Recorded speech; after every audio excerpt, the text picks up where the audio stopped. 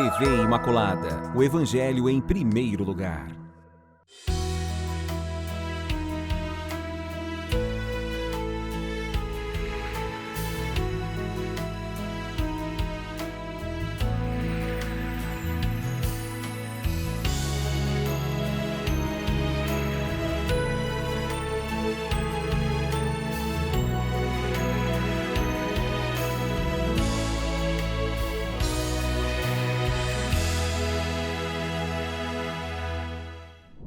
Olá, queridos amigos, nosso programa está no ar. Começou mais um momento de aprendizado, mais um encontro, mais um estudo e nós esperamos com isso cada vez mais entender os desígnios do Senhor sobre a nossa vida e sobre a vida do povo de Deus.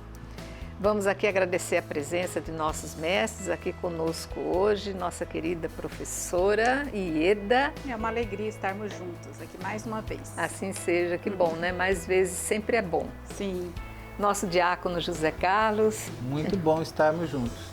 E com você, contando com você, nós estaremos aqui realmente fazendo um grande estudo hoje.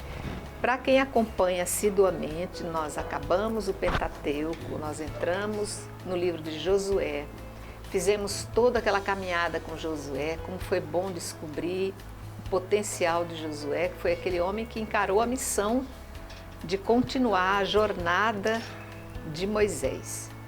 Josué vai morrer com 110 anos, vai ser sepultado e vamos entrar agora numa nova era, a era dos juízes. Então, nós estamos iniciando o livro dos Juízes. Como nós vimos no programa anterior, essa introdução, o comecinho, a primeira introdução, para quem não acompanhou, quem não esteve conosco, eu vou dar essa oportunidade.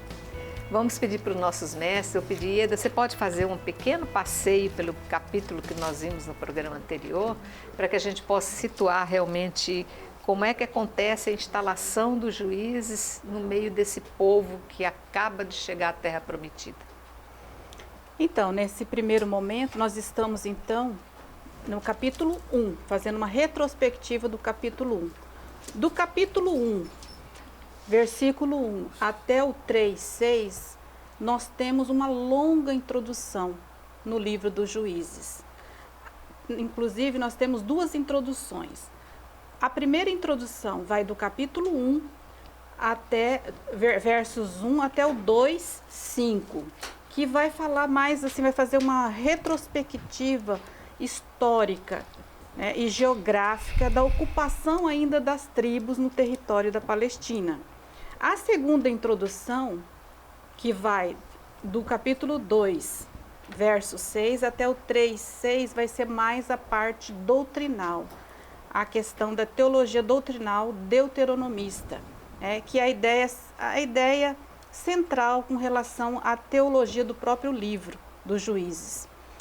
Nós sabemos que esse livro ele vai descrever a continuação da conquista da terra, principalmente nesses capítulos introdutórios. Capítulo 1, que vai até o 2:5, ele vai fazer uma retrospectiva aí da conquista histórica,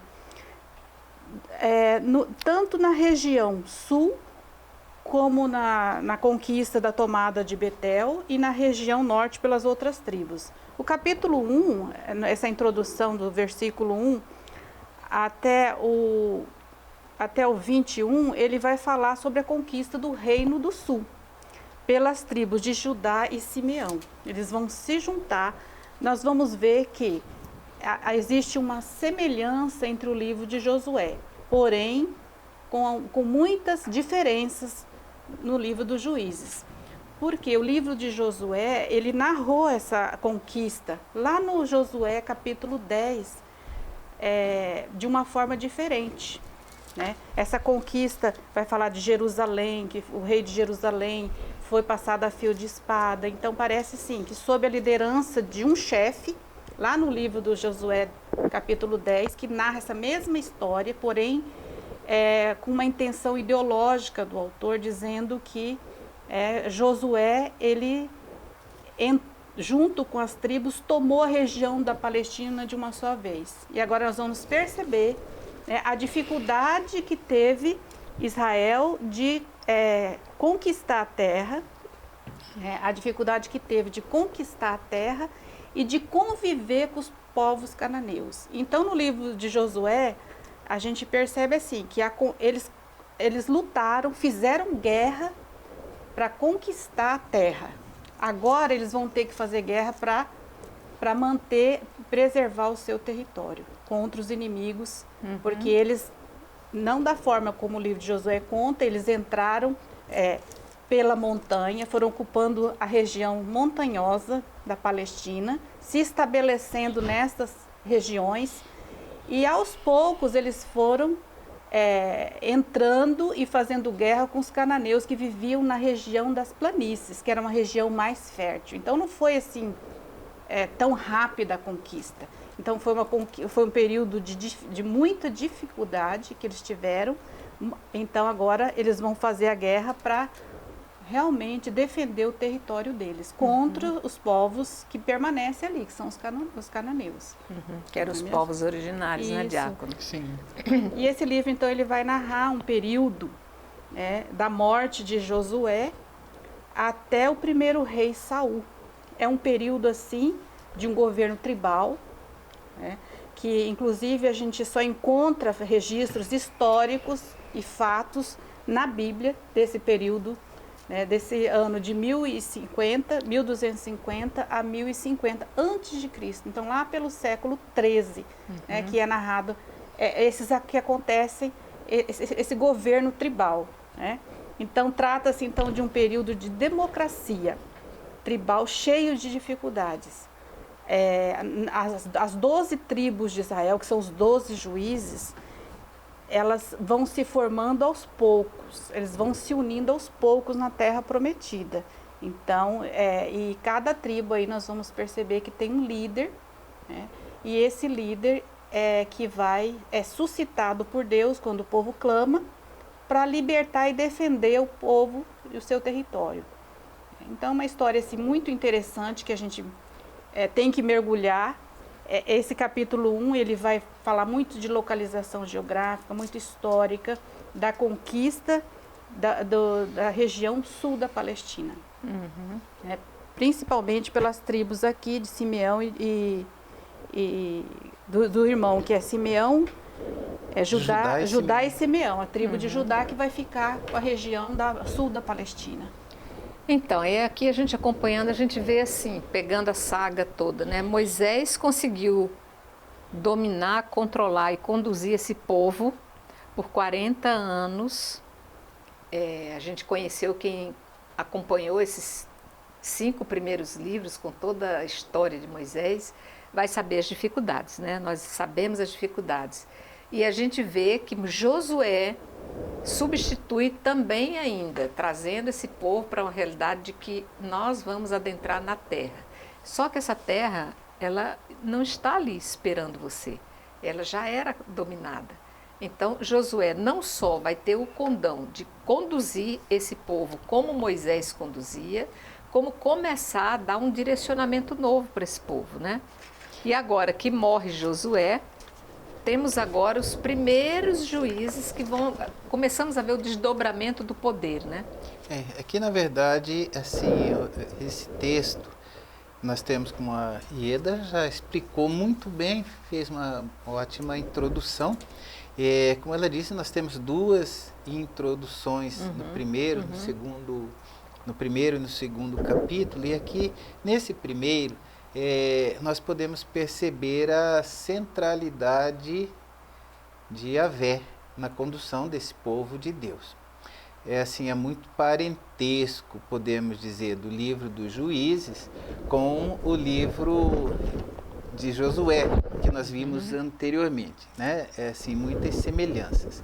Agora, também muitas diferenças, né? A grande diferença é que se em Josué o povo vai tomando posse de maneira muito unida, né? Aqui mostra mais a realidade, está mais próximo, podemos dizer, da realidade histórica, porque, como você disse, já haviam sido divididas, Deus já havia dado a posse, já haviam atravessado o Jordão, mas agora entra aqui na prática a campanha. Então a gente vê a centralidade no início, quando diz lá no capítulo 1, versículo 1 e 2, né? Depois que Josué morreu, os israelitas consultaram o Senhor. Então o Senhor falava com eles, né? Quem de nós subirá por primeiro? Então as campanhas, elas são campanhas individuais, digamos assim, por tribo, né? E aí Deus que vai dizer, né? Judá, porque lhe entreguei o país. Então começa essa conquista do sul.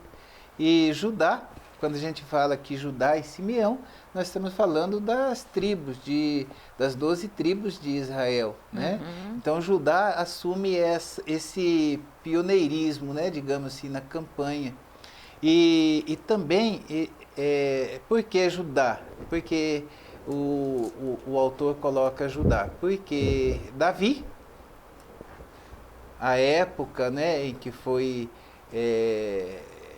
escrito, né, os primeiros livros da Sagrada Escritura, lá pelo século X, né, Davi, Salomão, né, e mesmo depois, relendo toda essa história, o autor deuteronomista, então começa por Judá, porque Judá é a tribo do qual vai surgir o grande rei Davi, né? E aí então a gente tem essa conquista do sul, justamente Judá, que vai dar nome àquela terra. Mas a gente vê que não foi assim uma conquista total e arrasadora, né? Primeiro começa essa campanha, né, de Judá, aliado a Simeão, as duas tribos que vão ali conquistar o sul. Tem alguma incongruência, por exemplo, quando lá no capítulo 10, no versículo 10, né, coloca que assediou Jerusalém, conquistou Jerusalém. Nos outros livros nós vamos ver que quem conquista definitivamente Jerusalém aos jebuseus é o rei Davi, né? Então aqui diz que foi conquistado, mas na verdade não foi conquistado. Houve uma campanha, mas de fato a conquista de Jerusalém vai se dar bem à frente com o rei Davi. Mas tem toda essa questão da intenção, né, teológica do autor. Muito bem. Então, com toda essa introdução, nós vamos entrar para o capítulo 2. Na verdade, o capítulo 2 já vai nos preparar para a segunda introdução. Mas eu vou ler o trechinho que vai ser do versículo 1 ao versículo 5. Vai dizer: o anjo de Yahvé subiu de Gilgal a Boquim e disse: eu vos fiz subir do Egito e vos trouxe a esta terra que eu tinha prometido por juramento a vossos pais. Eu dissera: jamais quebrarei a minha aliança convosco. Quanto a vós, não fareis aliança com os habitantes desta terra. Ao contrário, destruireis os seus altares. No entanto, não escutastes a minha voz. Por que fizestes isso? Por isso eu digo: não expulsarei estes povos de diante de vós. Serão para vós adversários, e os seus deuses serão uma cilada para vós. Assim que o anjo de Yahvé pronunciou estas palavras a todos os israelitas, o povo começou a clamar e a chorar. Chamaram a este lugar de Boquim, e ali ofereceram sacrifícios a Yahvé. É preciso muito o medo da perda do Senhor, que está sempre à frente, sempre complacente, sempre misericordioso, para que esse povo caia em si, né? Parece ser exatamente mais uma vez o que acontece aqui, né, Ieda? Então, esse anjo anuncia a desgraça em Israel. O anjo aqui é a manifestação divina, uma revelação divina que o povo tem, né? Aqui o anjo está anunciando que Deus ele vai permanecer fiel, mesmo que o povo pecando, né? E vai falando para eles, vai anunciando para eles, parece que antecipadamente o que vai acontecer. Então ele diz aqui, ó, os deuses, vocês não vão me obedecer, vão quebrar, vocês vão ser infiéis a mim, vocês vão adorar outros deuses, né? Ó, não escutasse da minha voz, né? Os deuses, outros deuses, ele fala aqui, lá no 3, por isso eu digo, não expulsarei estes povos de diante de vós, serão para vós adversários, e os seus deuses serão uma cilada para vós. Então aqui nós percebemos o desafio histórico da defesa, da conquista e da defesa do território que Israel teve, as dificuldades que ele teve. Por que ele vai adorar os outros deuses? Principalmente o deus Baal, o deus masculino, que era um deus cananeu. Esse deus era o deus do solo, considerado senhor da terra. E Yahvé era um deus que acompanhava o povo. É um deus nômade que acompanha, porque o povo se deslocou de um lugar para o outro. Agora chega num lugar que existe um deus, vários deuses. O principal deles é o Baal, que ele é considerado o dono da terra, da fertilidade. E a deusa Astarte também, que era também. E aí os israelitas, eles caem na tentação de adorar e servir os deuses estrangeiros. Então o anjo aqui já está anunciando, né, que eles vão cair na idolatria.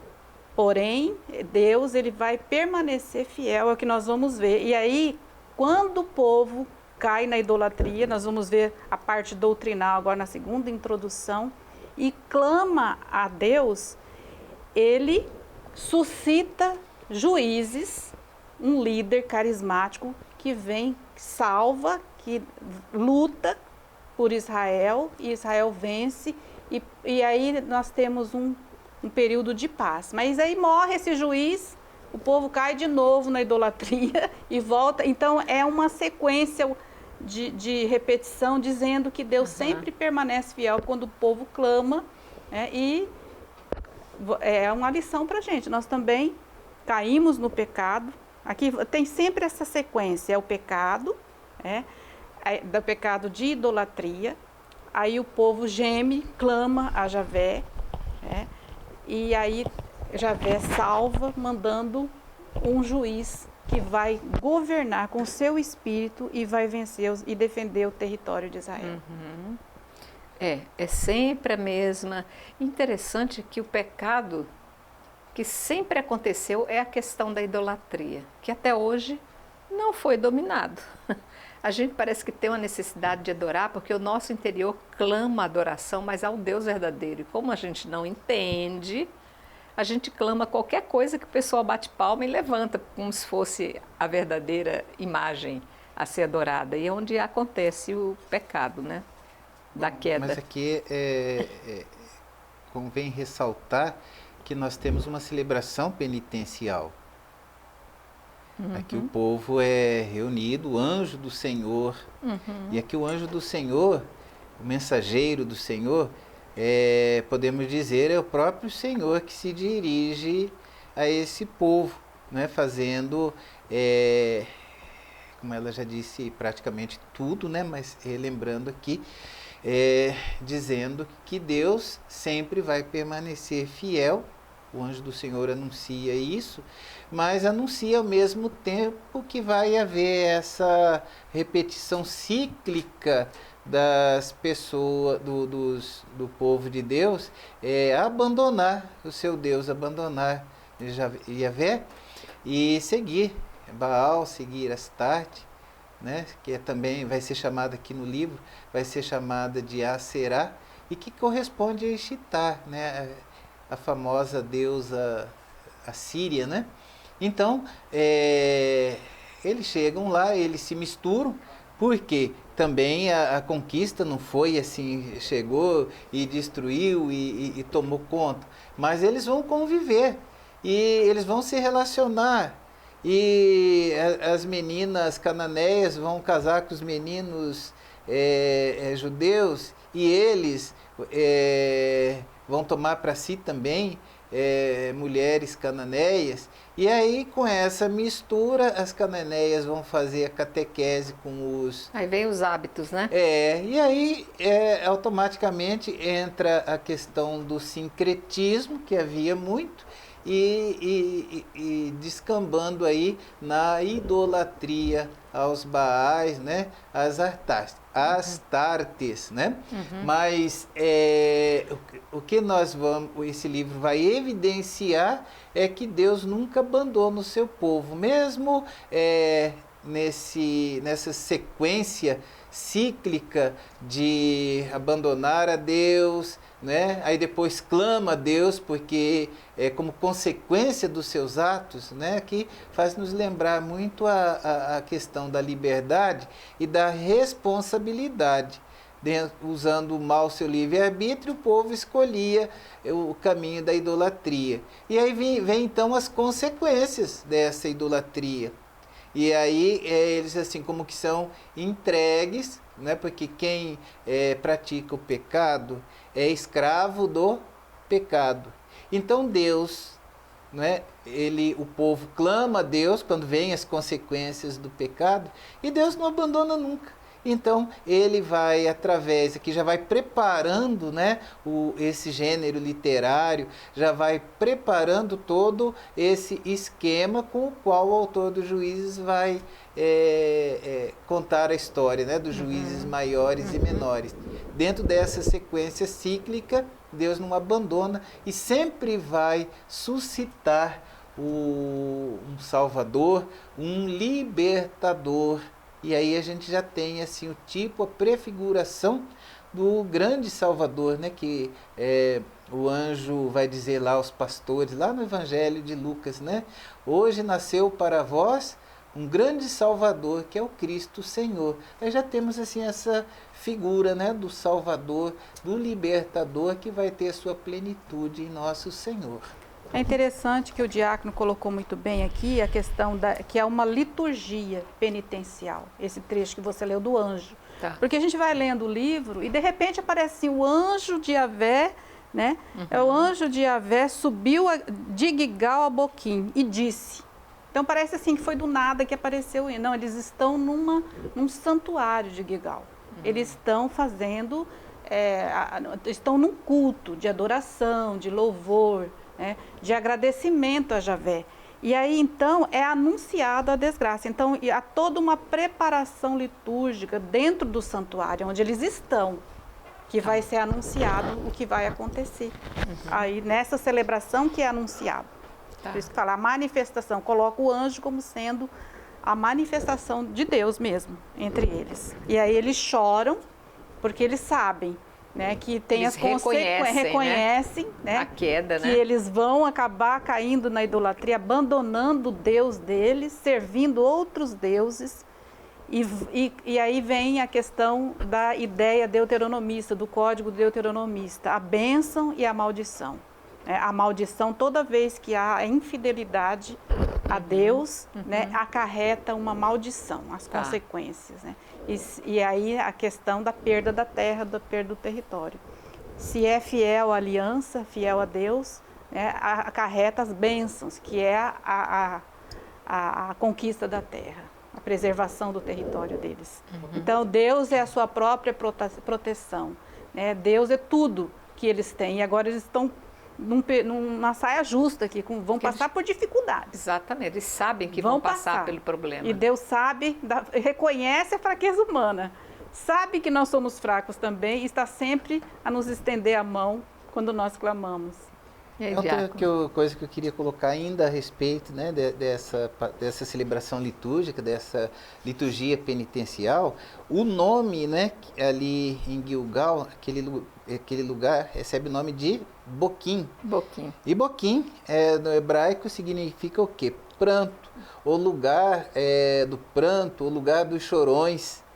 E eles choram mesmo, mas eles choram porque é um modelo também para nós. Porque quando nós reconhecemos o nosso pecado, né, e vamos buscar a confissão, né, nós precisamos de um estado de alma que significa contrição. Então aqui esse pranto, esse boquim, significa contrição com que eles respondem a Deus. Então o boquim vai lembrar para nós hoje, né, a necessidade da verdadeira contrição, nesse arrependimento e nessa confissão dos nossos pecados. Muito bem. Vamos para um pequeno intervalo para a gente continuar entendendo o que se passa na mente desse povo. Já voltamos.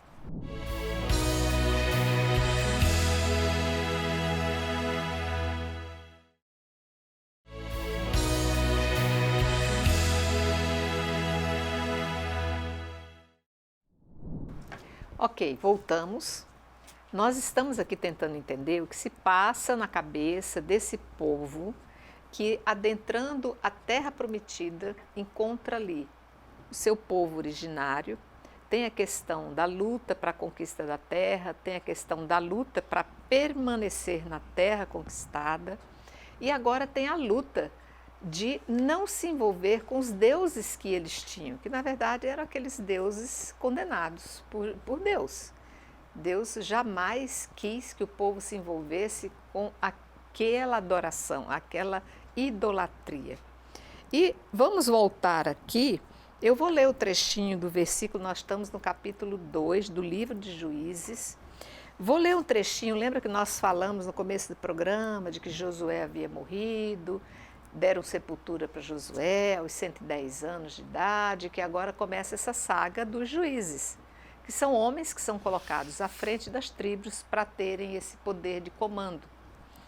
Agora nós vamos voltar no versículo 6 do capítulo 2 até o versículo 10 e vamos ler mais uma vez um retalho. É como se pegasse uma colcha de retalhos e colocasse aqui um retalho totalmente diferente. Não tinha nada a ver, mas eles colocaram aqui, falando de novo de Josué. Já acabamos de ver Josué lá para trás, mas eles inserem esse trechozinho aqui. Nós vamos repetir porque é interessante saber como é que esse povo, perdendo a liderança de Josué, parece que esquece tudo o que foi ensinado por ele. Acompanhando aqui, então, vai dizer: Josué despediu o povo e os israelitas partiram, cada qual para a sua herança, a fim de tomar posse da terra. O povo serviu a Yahvé durante toda a vida de Josué e toda a vida dos anciãos que sobreviveram a Josué e que conheceram toda a grande obra de Yahvé que Yahvé fizera em favor de Israel. Josué, filho de Num, servo de Yahvé, morreu com a idade de 110 anos. Foi sepultado no terreno de sua herança, em Tamnah-Harés, na montanha de Efraim, ao norte do monte Gaás. E quando toda aquela geração, por seu turno, se reuniu a seus pais, sucedeu-lhe outra geração que não conhecia Yahvé nem a obra que ele tinha feito por Israel. Aí eu quero que minhas mestras aqui me orientem, porque parece que o condão da fé está na pessoa, enquanto um líder muito forte está ali como que a iluminar aquela orientação, aquele ensinamento. Morre essa presença, acaba essa luz, a tendência é esquecer aquilo que aprendeu e querer partir para novas experiências, que vai ser essa adoração, né, Ida? Essa nova geração. Essa nova geração. O autor ele retoma de novo a questão da morte de Josué, a localização onde ele foi sepultado, a idade com que ele faleceu, porque ele quer ressaltar aqui que enquanto Josué e os anciãos, que eram chefes das tribos, essa geração, enquanto ela viveu, o povo servia a Yahvé. Então, o povo servia a Yahvé. Agora, essa geração, com a morte de Josué, com a morte dos anciãos, essa nova geração, então, vai ser com a morte deles, abre a porta da infidelidade, né, de Israel para com o seu Deus. Então, aqui por quê? Porque eles não experimentaram, eles não fizeram a experiência de Yahvé. Até o texto fala aqui, né, que eles não conheceram toda a grande obra que Yahvé fizera em favor de Israel. Então, é uma nova geração. Então, eles não experimentaram. Então, o que é interessante aqui para a gente não cair na idolatria, na infidelidade, é a experiência que nós devemos fazer com Deus. E nós só fazemos a experiência, igual o povo aqui, que nós vamos ver, a partir do sofrimento. O povo vai cair no pecado, vai cair na idolatria e vai sofrer as consequências do pecado, né? Vai sofrer o castigo, né? E aí então ele vai se converter, então passa pela conversão. Essa nova geração, para se manter fiel, ela vai ter que clamar a Deus. Ela vai ter que clamar esse Deus que salva, esse Deus que está presente, que caminha com o povo, que é o Deus dos pais. Clamando, Deus permanece fiel, né? Se convertendo, Deus envia então a salvação. Então é isso que nós vamos ver aqui. Então é importante essa mensagem teológica desse texto, dessa introdução aqui, que nós precisamos, a partir da nossa experiência, às vezes até o pecado, as dificuldades que nós enfrentamos. Por que nós só experimentamos Deus na dificuldade? Porque é o momento que nós estamos frágeis. Nós não somos autossuficientes. Aqui o povo está tentando manter o seu território, a conquista, eles já estão no território, mas eles precisam defender o seu território, porque eles têm inimigos. Então eles estão passando por sofrimento, tanto que nós lemos nos versículos anteriores que eles caem em pranto, porque pelo que foi anunciado no santuário, né, a infidelidade. Então é necessário experimentar Deus. E a gente experimenta porque nós nos abrimos a Deus quando nós passamos por sofrimento. Nós permitimos que Deus age, nós sabemos que não tem outro caminho. Então, a minha conversão, a nossa conversão, ela passa por esse processo de experimentar Deus no sofrimento, de clamar por Ele, ver que só nele nós encontramos a solução, a saída para os nossos problemas. E é só nele. Dinheiro não compra tudo. Tem gente que fala assim, eu tenho dinheiro, eu posso. Eu falo, não. Né? A vida não tem preço. A vida pertence a Deus. Então, nós experimentamos esse Deus da vida quando realmente nos é tirado o chão. Né? E só Ele pode nos estender a mão nesse momento. Né? Então, eu vejo aqui, diácono, inclusive, com isso que a Ieda coloca, que esse povo, eles estão acostumados a receber a tradição oral de seus antepassados. A geração anterior vai contando a história para que esse povo novo que está vindo possa conhecer o poder de Deus nas suas vidas, né? Mas como a Ieda bem coloca, não basta o conhecimento empírico, o intelectivo compreender Deus. A experiência leva-os sempre a cair, porque é preciso sentir Deus dentro de si. E esse sentir só acontece, como a Ieda coloca, pela experiência de confrontar Deus, seu poder e a sua revolta diante do abandono, diante da traição, diante do querer adorar novos deuses, que é o que acontece com esse pessoal, o boquim.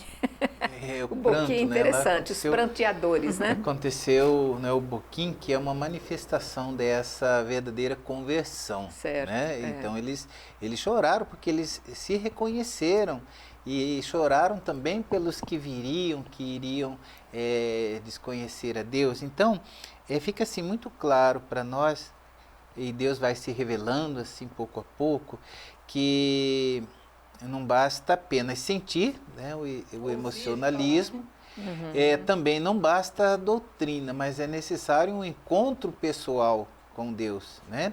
E aí essas novas gerações, elas assim ouviam a doutrina, ouviam o que seus pais transmitiam, com certeza participavam das festas que foram instituídas, porque para perpetuar esse memorial, Deus havia instituído a Páscoa, havia instituído Pentecostes, as outras festas, como a festa das cabanas. Esse pessoal já vivia essas festas litúrgicas.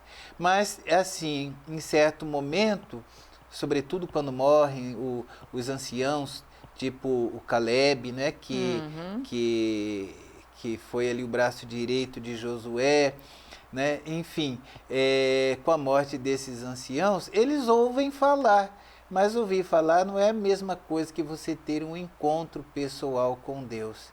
Então Deus permite que esse povo tenha que enfrentar tudo isso. E aí vem aquele esqueminha, como coloca aqui o Schockel, né, que é um grande comentador bíblico. Então entra aquela questão, né, o povo acaba, pela falta do encontro pessoal com Deus, pela falta da busca da intimidade com Deus, vem a questão do pecado. E como ele diz aqui, em geral repetido. Isso acontece conosco, quando nós não rezamos, quando nós não nos confessamos, não participamos da Eucaristia, ou confiamos apenas nas nossas forças, a gente cai nesse pelagianismo, o que vai acontecer? Forçosamente, nós vamos entrar em pecado, porque sem Deus, sem Jesus, nada podemos fazer. Então, esse povo entrava, primeiro, em pecado. Segundo, e aí, pecando, eles gostavam do pecado, né? Como eles não viam e não sentiam, não tinham encontrado com Yahvé, o que eles buscavam? Buscavam os outros deuses, aquelas imagens de Baal, de Astarte e aqueles outros deuses que estavam lá, né? E aí então eles abandonavam o Senhor, irritavam o Senhor, desobedeciam o Senhor, né? Aí, terceiro ponto, começavam em relação aos outros deuses, seguiam os outros deuses, prestavam culto aos outros deuses. Em razão disso, né, em consequência de tudo isso, vinha o castigo, a ira de Deus. Eles eram entregues nas mãos daqueles povos, eram escravizados, eram vendidos, né? E por fim vinha então a súplica. Quando vem o sofrimento, como a Ieda disse, né? Quando vem o sofrimento, aí eles percebem o vazio, né? Que é seguir a Baal, seguir a Astarte, adorar esses deuses, né? E aí eles reconhecem o seu pecado, quase sempre, às vezes não, demora, eles eram cabeça dura, muitas vezes permaneciam, mas quase sempre vinha então a súplica. E Deus que nunca, como diz o Papa Francisco, Deus nunca se cansa de nos perdoar. Nós é que cansamos de pedir perdão para Deus dos nossos pecados. Acontecia isso com o povo de Deus lá durante essa conquista. Deus, ele suscitava um Salvador, um Libertador, aí aquela vitória, paz por alguns anos, e quando voltava a paz, eles voltavam a cair no pecado, né? Então, nesse livro dos Juízes, nós vamos ver muito a repetição dessa sequência.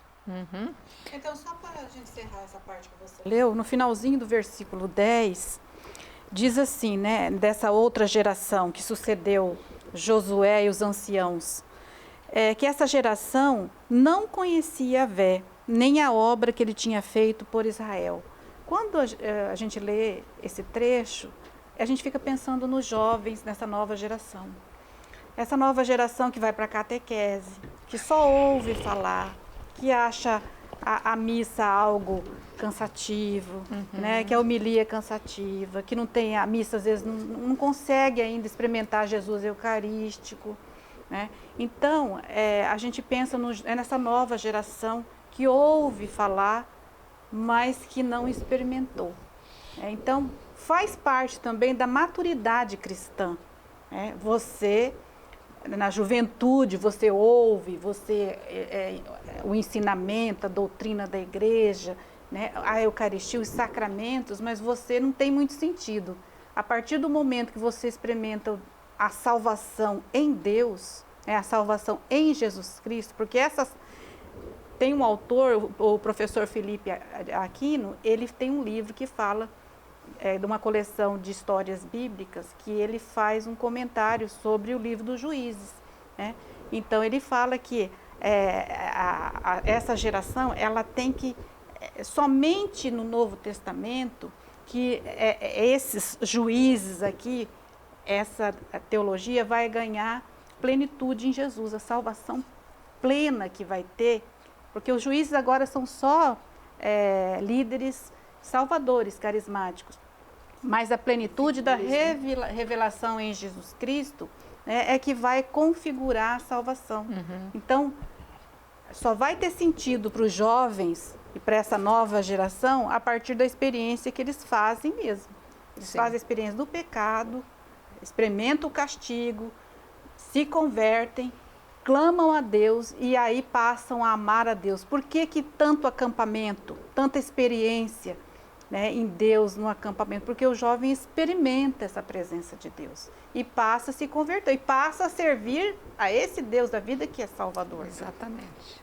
Muito bem. Vamos continuar, vou fazer a leitura aqui do próximo trecho, a partir do versículo 11. Então os israelitas fizeram o que era mal aos olhos de Yahvé e serviram aos Baais. Deixaram a Yahvé, o Deus de seus pais, que os tinha feito sair da terra do Egito, e seguiram a outros deuses dentre os dos povos ao seu redor. Prostraram-se ante eles e irritaram a Yahvé, e deixaram a Yahvé para servir a Baal e as Astartes. Então a ira de Yahvé se acendeu contra Israel, e os abandonou aos saqueadores, que os expoliaram e os entregou aos inimigos que os cercavam, e não puderam mais oferecer-lhes resistência. Em tudo o que empreendiam, a mão de Yahvé era contra eles, para lhes fazer mal, como Yahvé lhes tinha dito e como Yahvé lhes tinha jurado. E a sua aflição era extrema. Então Yahvé lhes suscitou juízes, que os livrassem das mãos dos que os pilhavam. Mas não escutavam nem mesmo aos seus juízes, e se prostituíram a outros deuses, e se prostraram diante deles. Depressa se afastaram do caminho que seus pais haviam seguido, obedientes aos mandamentos de Yahvé, e não agiram assim.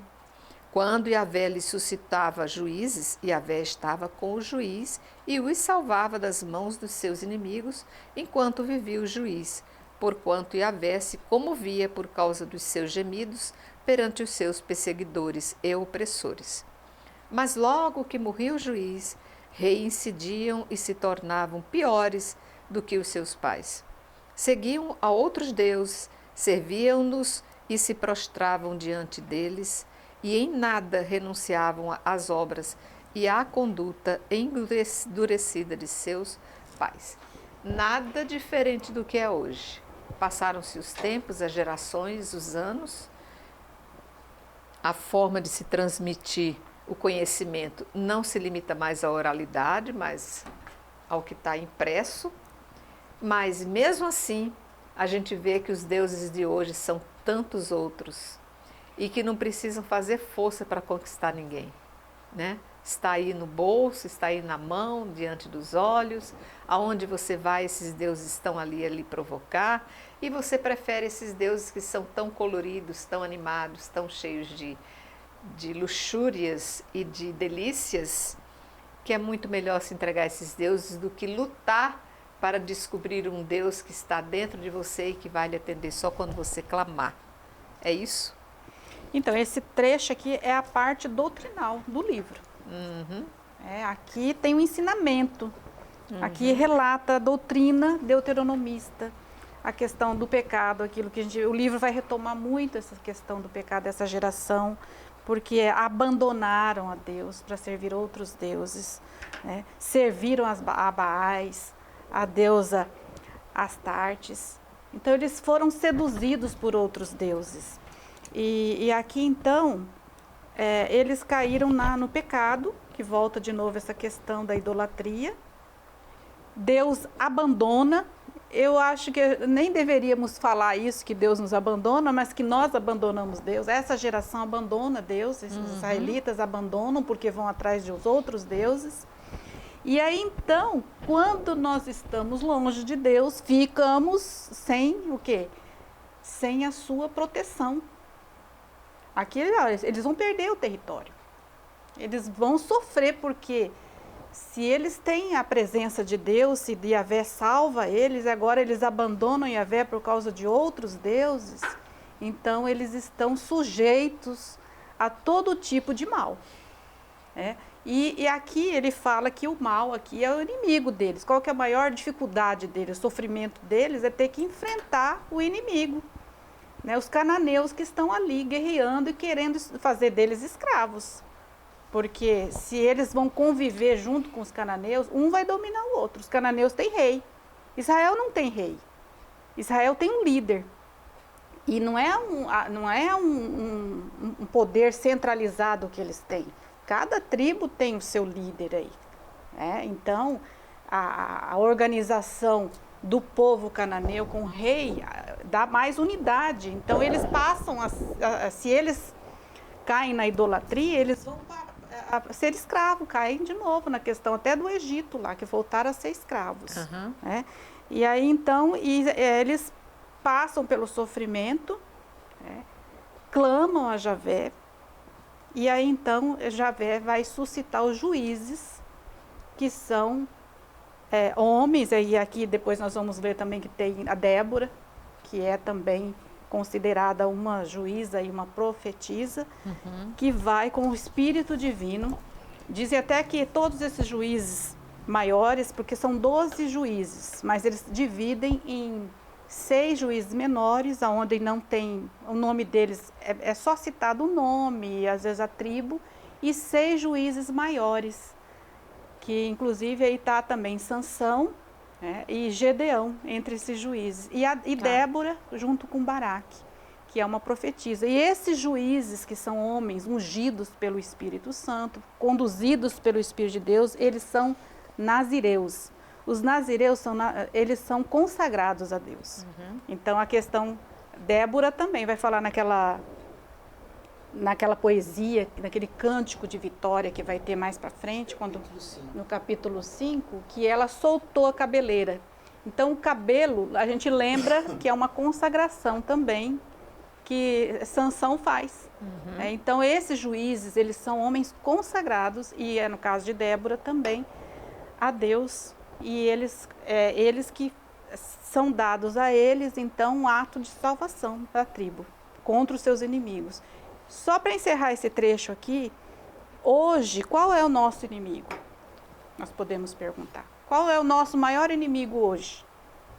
Os meios de comunicação que nós O temos. pecado, que é difundido através dos meios. De comunicação. O outro inimigo nosso, a morte. Nós não temos poder sobre a morte. Quem tem poder sobre a morte é Deus. E Ele muda, transforma a morte, nos dá o que é a vitória sobre a morte. E o outro inimigo é o demônio.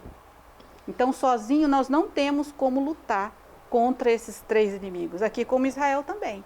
Quando ele se encontra sozinho, adorando outros deuses, eles também vão sofrer muito mais. Porque eles só vão encontrar a salvação aqui, clamando a Yahvé, experimentando o amor de Deus na vida deles. Eu vou ler mais um trechinho para a gente encerrar essa ideia de hoje. Aí eu passo para o diácono fazer a reflexão. O versículo 20, eu vou adentrar o capítulo 3 também, bem aquele iniciozinho, para poder concluir essa ideia. A ira de Yahvé se inflamou então contra Yahvé, e ele disse: porque esta nação transgrediu a aliança que eu havia prescrito a seus pais e não escutou a minha voz, também eu não expulsarei mais de diante dela nenhuma das nações que Josué deixou ficar quando morreu, a fim de, por meio delas, submeter Israel à prova, para saber se ele guardaria ou não o caminho de Yahvé, nele andando como haviam feito seus pais. Essa é a razão porque Yahvé deixou essas nações ficar e não teve pressa de as expulsar e nem as entregou nas mãos de Josué. Eis as nações que Yahvé deixou ficar, a fim de por elas submeter Israel à prova, todos os que não tinham conhecido nenhuma das guerras de Canaã. Isso foi unicamente para ensinamento dos descendentes dos israelitas, para lhes ensinar a arte da guerra, ao menos aqueles que não a tinham conhecido antes, os 5 príncipes dos filisteus e todos os cananeus, os sidônios e os heveus que habitavam as montanhas do Líbano, desde a montanha de Baal-Hermon até a entrada de Emate. Eles serviam para pôr Israel à prova, para saber se escutariam os mandamentos que Yahvé tinha prescrito a seus pais por intermédio de Moisés. E os israelitas habitaram no meio dos cananeus, dos heteus, dos amorreus, dos ferezeus, dos heveus e dos jebuseus. Desposaram as filhas deles, deram os seus filhos às filhas deles e serviram aos seus Deus. Pronto, aqui foi ladeira abaixo. Então, nós continuamos a perceber dentro da narrativa a questão do ciclo, né? Mas aqui o autor ele também quer sublinhar o caráter pedagógico de Deus em relação ao povo. Então, por que ficaram esses povos? Por quê? Para que permaneceram esses povos? Né? Por que Deus não eliminou a todos eles e assim, de caráter já definitivo, deu a terra para as 12 tribos? Né? Então, justamente para prová-los, né? Como se prova o ouro no fogo. No né? crisol. Para fazê-los também sofrer, porque o sofrimento ele tem esse caráter pedagógico na nossa vida. Pelo sofrimento nós somos levados a refletir. O sofrimento também nos leva à santificação. Então o sofrimento nos prova, né? E ainda ele coloca aí mais uma questão que que o povo que não tinha guerreado como Josué, como Caleb, ou como lá atrás Moisés, esse povo também ser adestrado para a guerra. Então tem toda essa finalidade pedagógica humana, mas também essa profunda finalidade pedagógica e espiritual, que é fazer com que esse povo que facilmente partia para a idolatria, que esse povo, mediante essa pedagogia, essa prova, né, do sofrimento de ser entregue, de ser acossado por esses povos, de ser escravizado por esses povos, eles se voltassem ao seu Deus, né, que havia os tirado do Egito e que nunca abandonou. Né? E assim, para nós fica essa grande lição também, né, porque o grande mistério da nossa vida é a questão do sofrimento, a questão do mal. E aí a gente pergunta, por que tanto sofrimento na minha vida? Por que eu? Né? Então, muitas vezes é consequência de nós colocarmos Deus em segundo plano, colocando em primeiro lugar o ter, o poder, o prazer, né? A luxúria.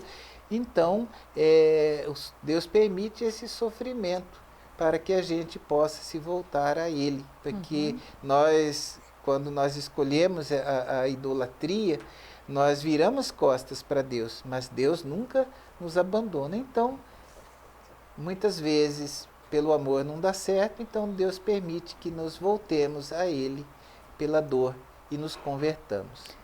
Muito bem.